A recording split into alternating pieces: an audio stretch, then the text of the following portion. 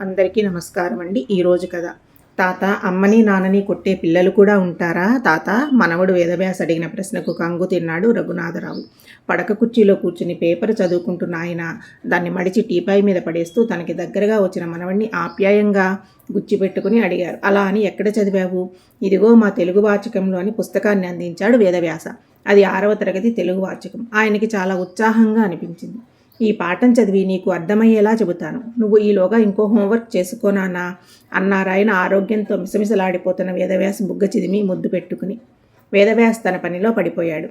ఆయన చదవడం మొదలుపెట్టారు. అది గద్య భాగంలో 2వ పాఠం. పాఠం పేరు తరాల ప్రవాహం అని ఉంది. రచయిత కె.ఆర్. రెడ్డి అని ఉంది. వెంటనే పేజీ తిప్పి పాఠం మొదటి అక్షరం నుంచి చదవడం మొదలుపెట్టాడు. కథ ఆధునిక కాలంలో జరిగినదే. తాము చదువుకునే రోజుల్లో నన్నయ్య, తిక్కన, ఎర్రన కవుల రచనతో పాటు ఆధునిక కవులు గురజాడ, శ్రీశ్రీ, దేవులపల్లి మొదలైన వారు రచించిన పాఠాలు కూడా ఉండేవి. తన కొడుకు చదువులోకి వచ్చే నాటికి డాక్టర్ సి. నారాయణ రెడ్డి మొదలైన వారి రచనలు అందుబాటులో ఉండేవి.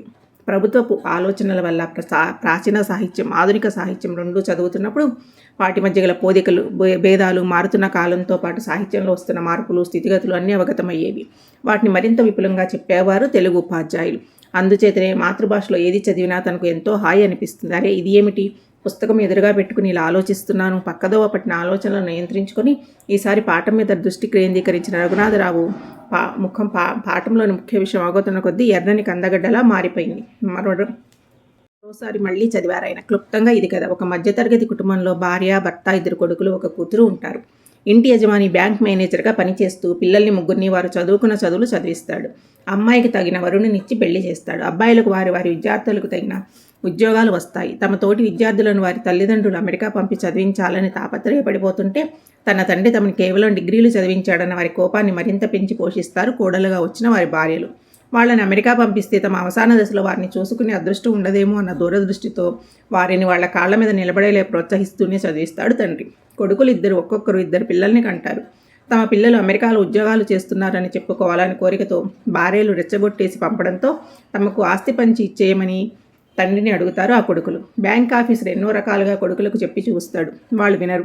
అడ్డువచ్చిన తల్లిని నిర్దాక్ష్యంగా తోసేసి ఆస్తి పత్రాలు దౌర్జన్యంగా తీసుకునే ప్రయత్నం చేయబోతే తండ్రి అడ్డుపడతాడు. కన్న తండ్రి అని చూడకుండా వారు ఆయనతో కలపడతాడు. ఆయన విస్తుపోడు, కుమిలిపోడు. పిల్లల్ని లాగిపెట్టి కొట్టి గర్జించి మరోసారి తన గుమ్మం ఎక్కితే పోలీస్ రిపోర్ట్ ఇస్తానని హెచ్చరిస్తాడు.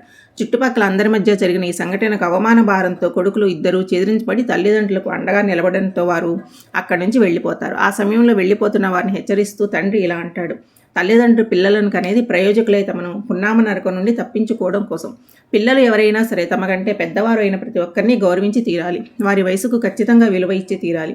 అలా చేయకపోతే మీ పిల్లల చేతుల్లో మరింత దారుణంగా అవమానించబడతారు, శిక్షించబడతారు కూడా.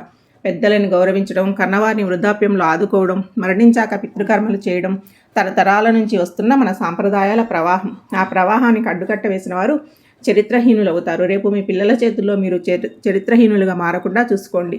ఈ ఆస్తి నా స్వార్జితం. మా ఇద్దరి తదనంతరమే మీకు సంక్రమిస్తుంది. ఒకవేళ మీరు మాకు స్వయంగా తలకరువి పెట్టడానికి ఇష్టపడకపోతే ఈ ఆస్తి అంతా ఊరికి చెందుతుంది. అలా వీలునామా రాశాను. వెళ్ళి మీ పిల్లల్ని సక్రమంగా పెంచుకోండి, వెళ్ళండి. ఆయన సంఘటన ఊర్లో జనాన్ని ఎంతో ప్రభావితం చేస్తుంది. దాంతో ఆ గ్రామంలోని పిల్లలందరూ తరతరాలుగా సంప్రదాయాలను గౌరవిస్తూ తమ తల్లిదండ్రుల పట్ల ఎంతో భయభక్తులతో ప్రవర్తిస్తూ ఎందరికో ఆదర్శం అవుతారు. కథ పూర్తయ్యేసరికి ఆయన కళ్ళు అశ్రుధారుల్ని స్రవించసాగాయి. ఆ కథ ఎవరిదో కాదు, అక్షరాల తమ కథ. ఇంటికి పెద్ద కొడుకుగా తమ్ముడికి చెప్పాల్సింది పోయి తాను తమ్ముడితో చేయి కలిపాడు. తనకన్నా తమ్ముడు తమ తల్లిదండ్రులను మనసులో భయంకరంగా ద్వేషించేవాడు. ఆ పాప ఫలితమేమో తిరుమల కొండ లోయల్లో వారు ప్రయాణిస్తున్న కారు ప్రమాదంలో భార్యా పిల్లలతో సహా మరణించాడు. తన తప్పు తెలుసుకున్న తాను ఆనాటి నుంచి బతికున్న శవంలో అలాగే బతుకుతూ ఈడుస్తున్నాడు. రేపు తన కొడుకు ఏ క్షణంలోనైనా ఏదో ఒక విషయంలో అభిప్రాయ భేదం వచ్చి తన మీద చెయ్యి ఎత్తితే ఇంకా తన పెద్దరికానికి గౌరవం ఏముంటుంది? తండ్రి మీద చేయి చేసుకున్న పాపం కంటే ఈ ప్రపంచంలో మరొకటి ఉంటుందా? తమ పిల్లలు గొప్ప చదువులు చదివి విదేశాల్లో ఉద్యోగాలు చేస్తున్నారని చెప్పుకోవడం కోసం పిల్లలకు కోరిందల్లా ఇచ్చి వారికి కష్టం అంటే ఏమిటో తెలియకుండా పెంచే తల్లిదండ్రులు అందరికీ ఈ పాఠం చక్కని గుణపాఠం. ఈ పాఠం రాసింది ఎవరు? వెంటనే ఆయన పాఠం మొదటి పేజీ తిప్పాడు.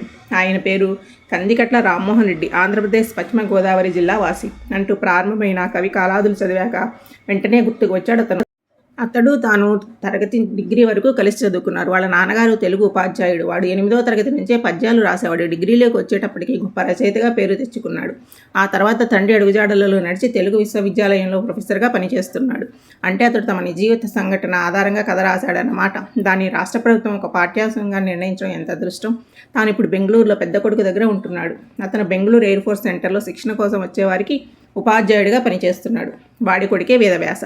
6వ తరగతిలోనే కర్ణాటక ప్రభుత్వం తెలుగు చదువుకునే పిల్లల కోసం తెలుగు వాచకంలో ఒక మంచి కథ పొందుపరిచింది. అంటే బాల్యం దశ నుంచి పిల్లలు ఎలాంటి ప్రవర్తన అలవర్చుకోవాలో తెలియజెప్పే ఆ ప్రభుత్వానికి కలిగిన గొప్ప ఆలోచన.